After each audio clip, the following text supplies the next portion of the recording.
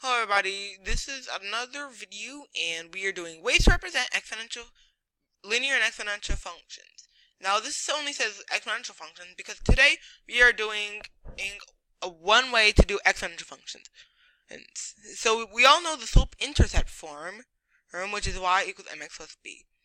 But, and we learned two other forms, a sub n equals a sub n minus 1 plus d, where a sub n is the number that we want, and d is the common difference, and a sub n equals a sub 1 plus d times n minus 1.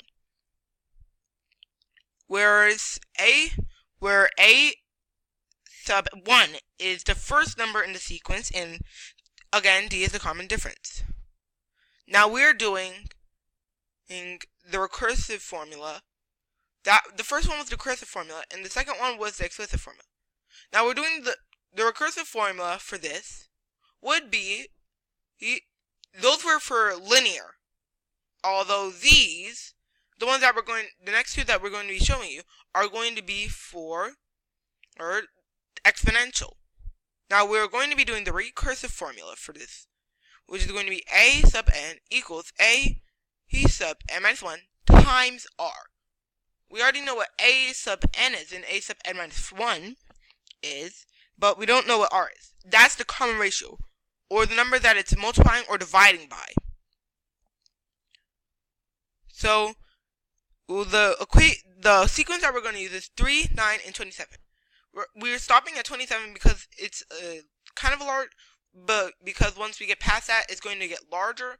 So it's going to be kind of hard to use the recursive formula. So a sub n is going to be any number, or these numbers, or and above.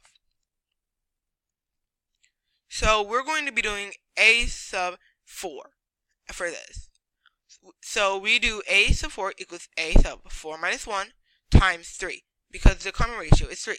3 times 3 equals 9. 9 times 3 equals 27. So then since 4 minus 1 equals 3, it's a sub 4 equals a sub 3 times 3. And a sub 3 is 27 because 1, 2, 3, the third number in the sequence. So we can use a times 4 equals 81. So since 27 times 3 equals 81, a sub 4 equals 81.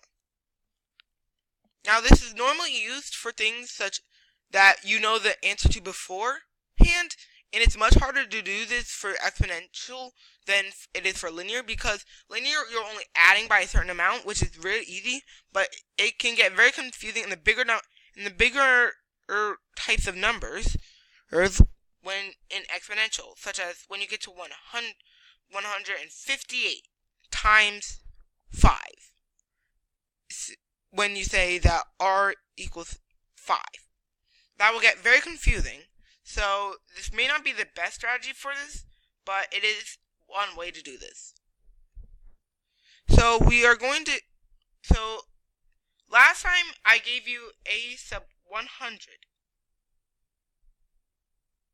A sub 100 is, I will be typing it in right now. Okay, so a sub 100 equals 300. For those who didn't watch the previous episode, you probably have no idea what I'm talking about, because you haven't known the sequence or the equation that we use. So try and go back in the video to figure this out. But a sub 100 equals 300 for that equation. So if you got it right, great. If you got it incorrect, see what you messed up, and try and figure out how you got this wrong. So for this one, we are going to be doing a sub 5 because that's after 4, and so it would be a 3, 9, 7, 27, and 81. Sorry for the glitchy pointer. but figure that out, and along with next time, I'm going to give you time to do this right now, but stay tuned for the next episode, to the next video, to figure out what the answer is.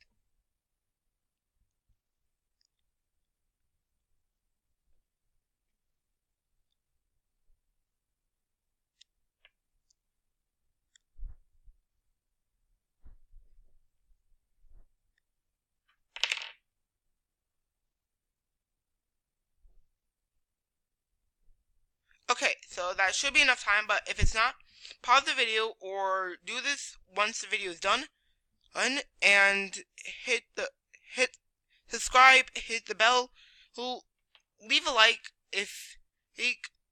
and add in the comment section what I can do better so that I can fill your guys' needs, because this isn't perfect, but I wish to